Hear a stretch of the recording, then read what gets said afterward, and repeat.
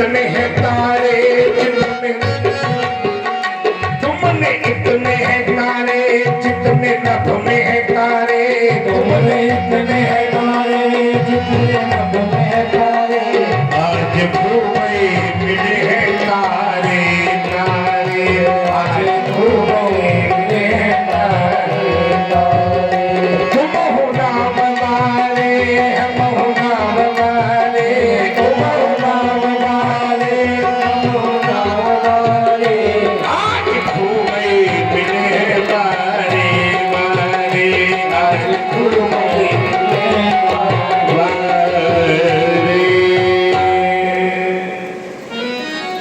महात्माओं ने प्रभु महात्माओं ने वेद के दाहिने भाग का मंथन किया तो दाहिने भाग से अब स्वयं भगवान का एक अवतार होता है और भगवान ही पृथु के रूप में चतुर्भुज रूप में प्रकट हुए।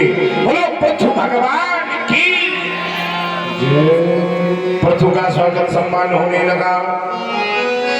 राजा पृथु ने कहा जा सुराज प्रिय प्रजा दुखारी सो नृप अवश्य नरक। मैं जब तक प्रजा को कुशाल नहीं करूंगा कोई सम्मान नहीं कराऊंगा।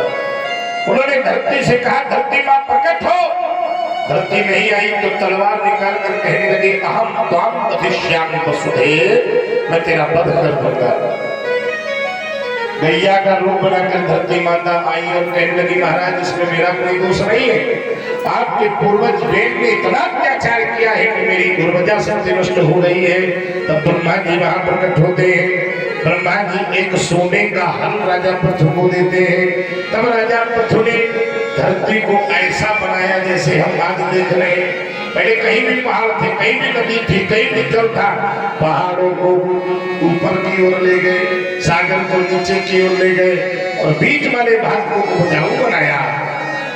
और ये वही हल है जो पीढ़ी दर पीढ़ी राजा पुरु के आ गया और राजा पुरु ने यही हल राजा जनक को भेंट में दिया और इसी हल से राजा जनक ने मैया सीता की प्राप्ति की थी। बोलो जानकी मैया की।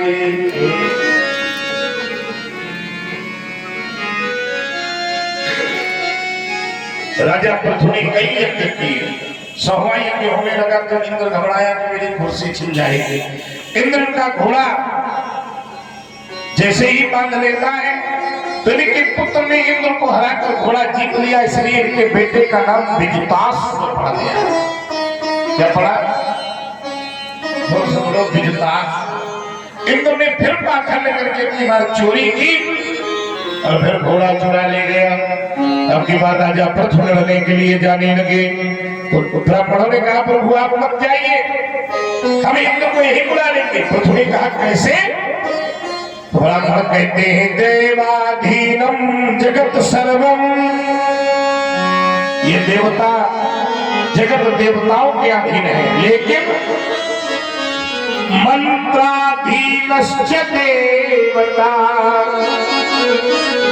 ये देवता मंत्रों के अधीन है। ते मंत्रा ब्राह्मणाधीना तस्मात् ब्राह्मण दैवतम, और ये मंत्र ब्राह्मणों के अधीन है, इसलिए ब्राह्मण संसार में देवता कहे जाते हैं। अरे हम इंद्राय स्वाहा की जगह इंद्र स्वाहा कर देंगे तो फिर भी चलेगा। एक भक्ति ही तो हटानी है।